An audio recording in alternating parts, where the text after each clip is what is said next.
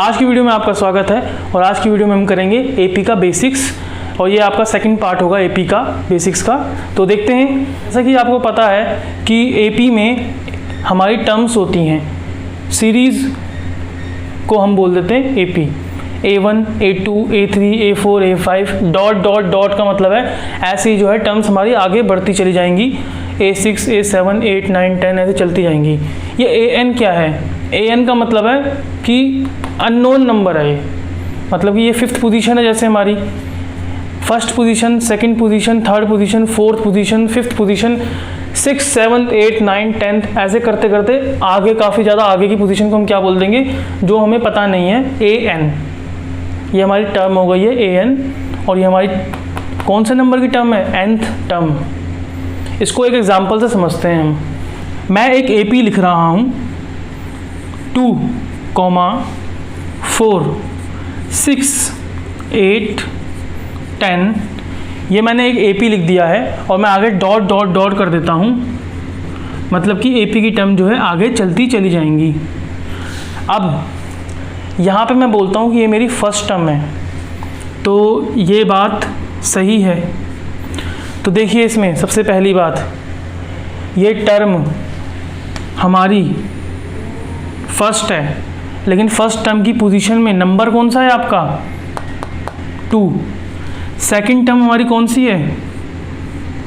ये वाली, ठीक है, ये हमारी सेकंड टर्म है और ये नंबर क्या है हमारा सेकंड टर्म में? 4। तो मैं कह सकता हूँ ये पोजीशंस को हम क्या बोल देते हैं? n। पोजीशंस को हम n बोल देते हैं। First position, second position, third position, fourth position, ये हो गई हमारी फिफ्थ पोजीशन और ऐसे करते करते करते आगे जो हमारा जो भी आएगा नंबर, ये हमारी अननोन पोजीशन। तो आपको डिफरेंस ये समझना है कि पोजीशन कौन सी है और उस पोजीशन में वैल्यू कौन सी है, ये बात आपको ध्यान में रखनी है। पोजीशन कौन सी है और उस पोजीशन में वैल्यू कौन सी है। आपसे बोल देंगे कि टर्म निकालो, सेकंड टर्म निकालो। सेकंड टर्म कौन सी है? इस एपी में सेकंड टर्म कौन सी है हमारी?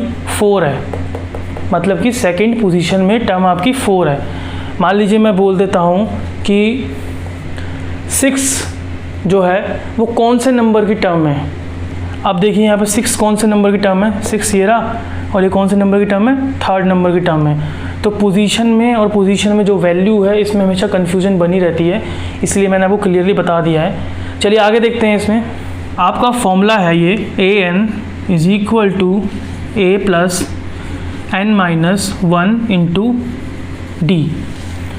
इस फॉर्मूले की हेल्प से आप कोई से भी नंबर की पोजीशन में, कोई सी भी पोजीशन हो, उस पोजीशन में जो वैल्यू है ना, उस वैल्यू को आप फाइंड आउट कर सकते हो। जैसे कि मान लीजिए ये हमारी जो है फिफ्थ पोजीशन है, इसमें हमें वैल्यू पता है, और हमारी जो है ना सिक्स्थ पोजीशन, इसमें हमें वैल्यू नहीं पता है। और सिक्स्थ पोजीशन में आपको अगर वैल्यू निकालनी है कि सिक्स्थ पोजीशन में कौन सी वैल्यू है, तो वो कौन सी होगी वैल्यू? इस फॉर्मूले से हम निकाल लेंगे। कैसे? A6 = एक बात हमेशा ध्यान रखना, ये A1, A2, A3, A4, A5 ये वैल्यू को शो करता है। इसका मतलब होता है वैल्यू, ठीक है, एट ए सर्टेन पोजीशन। तो A6 का मतलब वैल्यू एट सिक्स्थ पोजीशन, ये बात आप हमेशा ध्यान रखना। अब इस फॉर्मूले में ना आपको फर्स्ट टर्म चाहिए होती है और कॉमन डिफरेंस चाहिए आपको, ठीक है, और कौन से नंबर की टर्म चाहिए, बस कौन सा नंबर की टर्म है आपकी, ये पता होना चाहिए आपको। तो A हमारा क्या है? 2। फर्स्ट टर्म हमारी क्या हो गई? 2 हो गई। प्लस में कौन से नंबर की टर्म निकाल रहे हैं हम? सिक्स्थ नंबर की, तो 6 हो गया ये -1। D क्या है हमारा?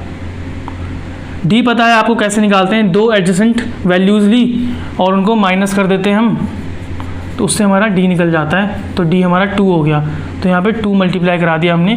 तो 2 प्लस में 6 - 1 5 × 2, 2 प्लस में 10 = 12। तो आपकी सिक्स्थ टर्म कौन सी आ गई हमारी? 12 आ गई। ये तो काफ़ी आसान था क्योंकि सिक्स्थ टर्म तो आप हमेशा निकाल ही लेते हैं इसमें। 10 है, अगली टर्म क्या हो गई 2 प्लस कर दिया तो 12 आ गई। चलिए कुछ मुश्किल निकालते हैं कुछ, ठीक है। A50 कौन सी टर्म होगी हमारी, चलिए A50 निकालते हैं। पहली, दूसरी, तीसरी, चौथी, पाँचवीं, छठी, ऐसे करते करते कौन सी 50वें नंबर की टर्म निकालनी है हमें। A50 का मतलब जो 50th पोजीशन में है वो आपको टर्म निकालनी है A50। तो चलिए A50 निकालते हैं। A50 निकालने के लिए आपका फॉर्मूला यही यूज़ होगा, तो देखते हैं। AN की जगह पे हमारा क्या यूज़ होगा, हमारा यहाँ पे A50 और बाकी सब फॉर्मूला वही, A मतलब कि 2 प्लस n-1, n की वैल्यू क्या लेंगे यहाँ पे हम 50वीं पोजीशन का निकाल रहे हैं ना, तो 50 लेंगे -1 और d क्या है हमारा, d है हमारा 2, तो 2 प्लस 49d मतलब कि 49 इंटू 2, तो ये आ गया 2 प्लस 98 और यहाँ पे आ जाएगा 100। तो 50th टर्म हमारी जो है वो 100 है, मतलब कि 50वें नंबर पे जो हमारी टर्म है उसे मैं कह सकता हूँ कि ये जो टर्म है हमारी ये है 100, मतलब कि 100। चलिए हमने पोजीशन में क्या है, पोजीशन में हमारी कौन सी वैल्यू है वो तो हमने निकालना सीख लिया इस फॉर्मूले से, लेकिन कौन सी वैल्यू किस पोजीशन में है वो निकालना आप सीख लेते हैं हम इस फॉर्मूले से। अब मुझे जो है ना निकालना है कि इसकी पोजीशन कौन सी है। 20 जो है ना हमें टर्म दे रखी है, टर्म हमें दे रखी है, लेकिन मुझे निकालना है पोजीशन कौन सी है हमारी, ठीक है। तो अब पोजीशन निकालने के लिए हम क्या करेंगे, हमें पता नहीं है कि ये कौन सा है, A1 है, A2 है, जैसे मैंने यहाँ पे लिख दिया A50 है, ये मैंने यहाँ पे लिख दिया A6 है, ये ठीक है ना, ये A6 है, लेकिन मुझे पता ही नहीं कौन सी नंबर की पोजीशन है। मुझे पोजीशन ही तो निकालनी है, तो पोजीशन मतलब क्या निकालना है मुझे, देखिए यहाँ पे सीधा n निकालना है, मतलब मुझे n नहीं पता इस क्वेश्चन में, तो n निकालना है। तो हम क्या लेंगे इसमें an क्या होगा हमारा, वही a plus n-1 into D. अब देखिए पोजीशन नहीं पता हमें, इसलिए मैंने n लिया इसको, लेकिन वैल्यू तो पता है पोजीशन में कौन सी है 20, तो यहाँ पे हम क्या ले लेंगे an की जगह पे 20 इज इक्वल टू सेम यहाँ पे 2 प्लस n की वैल्यू निकालनी है आपको n-1 इंटू टी कितना है 2 है। अब ज़रा इसको सॉल्व करना ज़रा देख लेना आप, 20 ये 2 यहाँ चले जाएगा तो -2 इज इक्वल टू n-1 2, तो यहाँ पे 18 आ गया।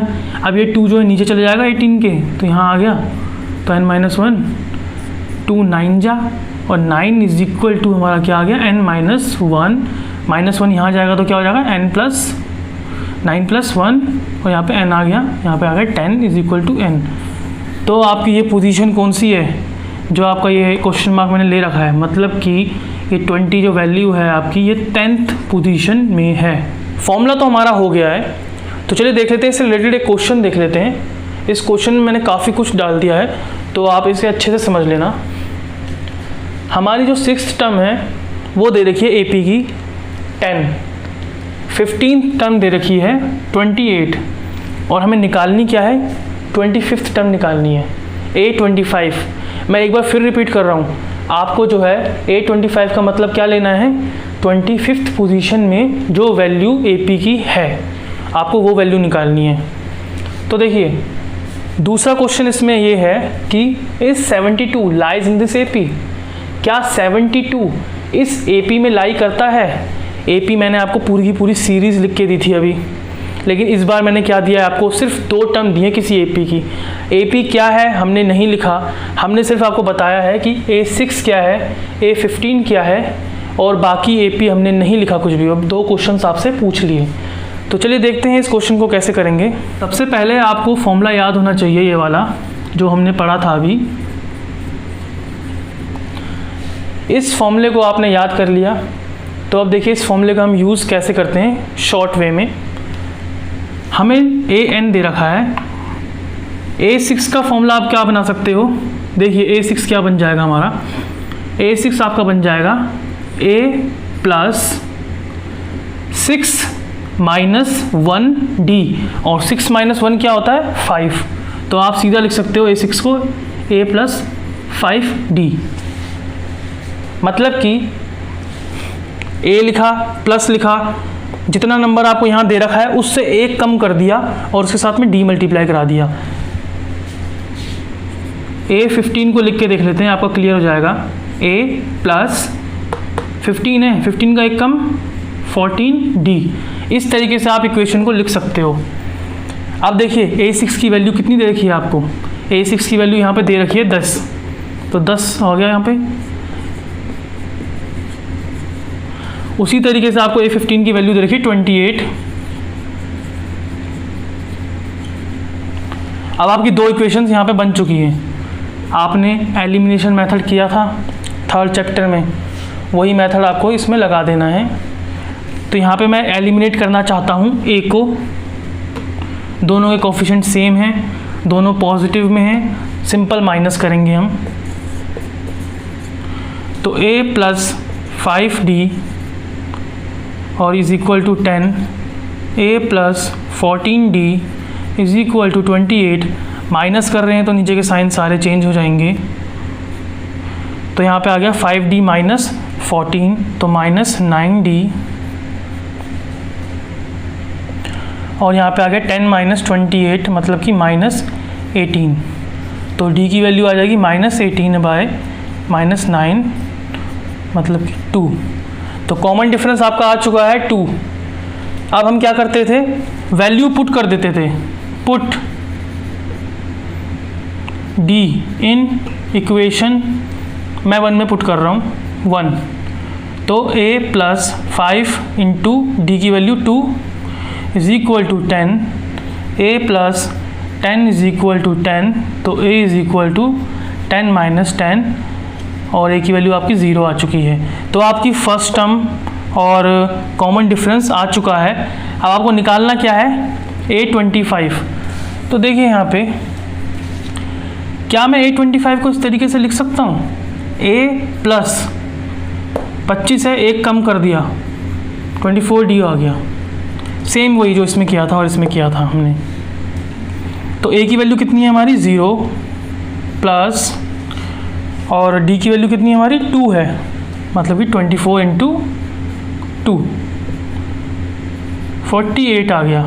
तो आपकी 25th टर्म आ चुकी है जो कि हमारी 48 है। तो आते हैं सेकंड पार्ट में, इस 72 लाइज इन दिस AP। क्या 72 इस AP में आता है या नहीं आता? तो मान लेते हैं 72 जो है वो इस AP में आता है। तो 72 की पोजीशन तो हमें पता ही नहीं है, और आपको पता है जिसकी पोजीशन नहीं पता होती उसको हम AN ले लेते हैं। तो यहाँ पे हम 72 को मान लेते हैं कि ये AN है। तो यहाँ पे आ गया हमारा 72 हमारा AN है। A की वैल्यू हमने अभी निकाली थी 0, प्लस में N की वैल्यू तो हमें निकालनी ही है अभी की, और D की वैल्यू क्या है, D की वैल्यू है हमारी 2। तो देखिए 0 तो हट ही जाएगा यहाँ से, 72 is equal to N minus 1 2, 72 upon में 2 N माइनस 1, तो 2 3 जा 6, 2 6 जा 12, 36 is equal to N minus 1, और 36 प्लस में 1 इज इक्वल टू N। ये माइनस 1 इधर से चला गया, तो N की वैल्यू क्या आ गई आपकी 37 आ गई है। अगर N की वैल्यू पॉजिटिव है और इंटीजर है, पॉजिटिव इंटीजर है, यानी कि आप कह सकते हो नेचुरल नंबर है। अगर N की वैल्यू नेचुरल नंबर है तो आप कह सकते हो कि वो डिजिट जो आपको दे रखी है AP में एग्जिस्ट कर रही है। और अगर AP की वैल्यू फ्रैक्शन में है, मतलब कि P अपॉन में Q की फॉर्म में आई है, या फिर नेगेटिव में आई है, या फिर 0 आई है, तो आप कह सकते हो कि वो इसकी AP में लाई नहीं करेगा। तो आज का AP का सेकंड बेसिक यहीं तक। Thank you.